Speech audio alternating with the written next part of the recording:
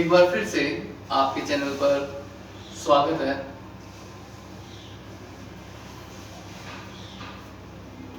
एक बार फिर से आपका चैनल पर स्वागत है। मैं योगेश कुमार साहू आपका स्वागत करता हूं। मैं चाहूंगा कि आप जरूर से इस चैनल को सब्सक्राइब करें और लाइक करें। अब हम आज के टॉपिक प्रेजेंट परफेक्ट टेंस के बारे में अध्ययन करेंगे। देखिए, अगर आपको अंग्रेजी सीखना है तो टेंस के साथ सीखिए। आज न जाने कितने YouTube चैनल्स आपको इंग्लिश सिखा रहे हैं लेकिन वो टेंस नहीं सिखा रहे हैं। जब तक आप टेंस को नहीं सीखेंगे तब तक आपकी इंग्लिश सीखना अस्थायी है, टेम्पररी है। तो आज हम फिर से एक बार पुनः टेंस के द्वारा वाक्यों को बनाना सीखते हैं। तो आज हम पढ़ रहे हैं प्रेजेंट परफेक्ट टेंस। तो इसकी पहचान क्या होती है, हम कैसे पहचाने कि कौन से टेंस में कौन सी तरीके से उस सेंटेंस को बनाएं।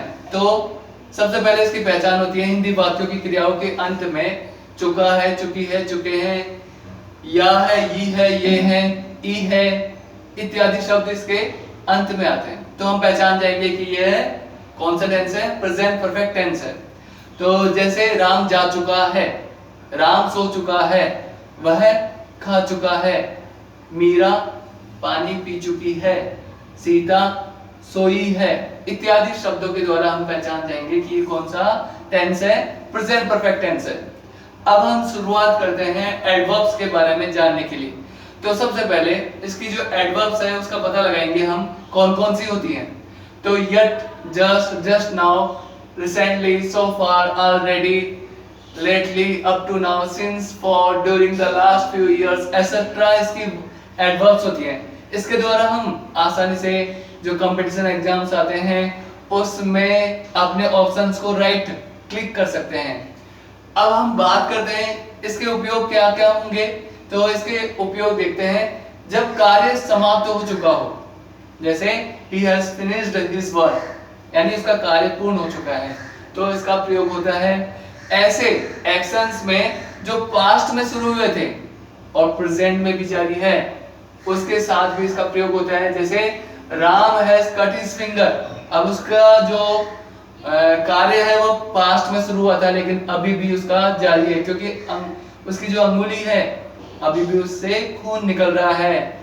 और थर्ड जो इसका प्रयोग है वो देखते हैं ऐसे पास्ट एक्शंस के लिए जो निरंतर जारी है। जैसे I have lived in this house since 2016।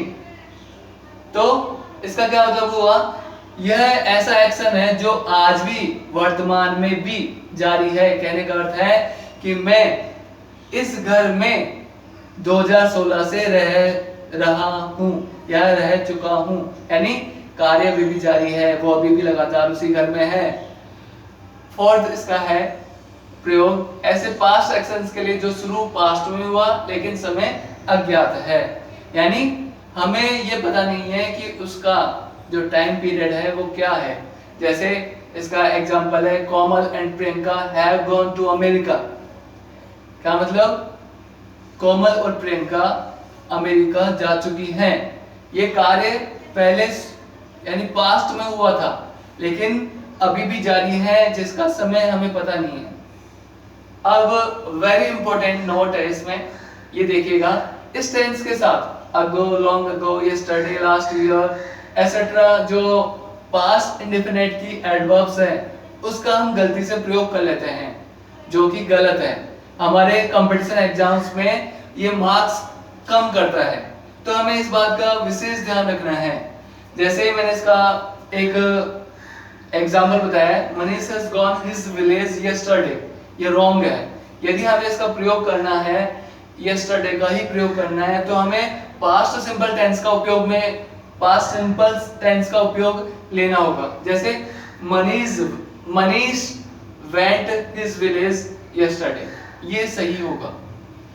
अब देखते हैं इसकी स्ट्रक्चर क्या होती है, इसका सूत्र क्या होता है, जिसके आधार पर हम आगे और सेंटेंस बना पाएंगे। तो सब्जेक्ट जानते ही हैं, हैज या हैव इसकी हेल्पिंग वर्ब्स होती है। वर्ब की थर्ड फॉर्म यानी गो, वेंट, गॉन, इसमें गॉन वाली जो स्ट्रक्चर है यानी जो फॉर्म्स है, वर्ब्स ऑफ फॉर्म्स है वो काम आएंगी। अब ऑब्जेक्ट, एंड अदर वर्ड्स। तो subject plus has have plus verb की third form plus object plus other words. अब हैज कहाँ आता है? He, she, it, name and singular noun के साथ का क्या आता है? हैज आता है। और have I, we, you, they and plural noun के साथ आता है। अब एक सेंटेंस हम बनाकर देखते हैं।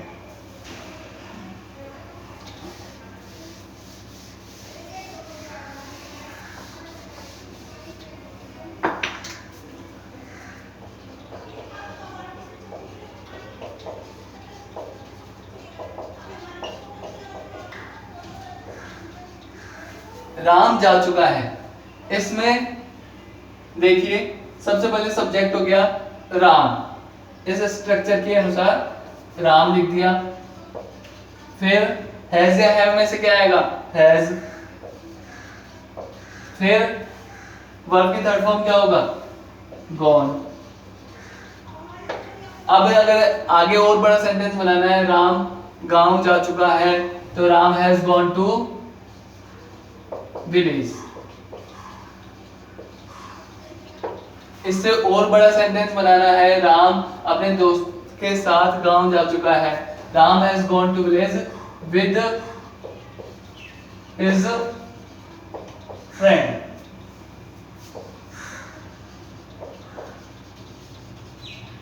अब इससे भी बड़ा सेंटेंस बनाना है, राम अपने दोस्त के साथ शाम को गांव जा चुका है। तब क्या करना होगा? Ram has gone to village with his friend in the evening.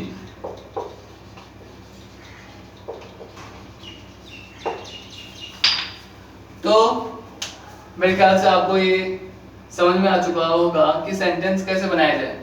बहुत ही सिंपल है, आपको स्ट्रक्चर को फॉलो करना है और हेल्पिंग वर्ब का ध्यान रखना है, और इसके अलावा वर्ब की थर्ड फॉर्म्स या वर्ब्स हमें याद होनी चाहिए। उसके बाद में कोई भी कठिन नहीं होगा कि आप सेंटेंस को बहुत ही आसानी से बना सकते हैं। राम जा चुका है, सबसे पहले मैंने बताया, तो सेंटेंस राम जा चुका है कैसे बनेगा? Ram has gone. फिर राम गांव जा चुका है, तो उसके लिए Ram has gone to village. फिर उसके बाद राम अपने दोस्त के साथ गांव जा चुका है, Ram has gone to village with his friend.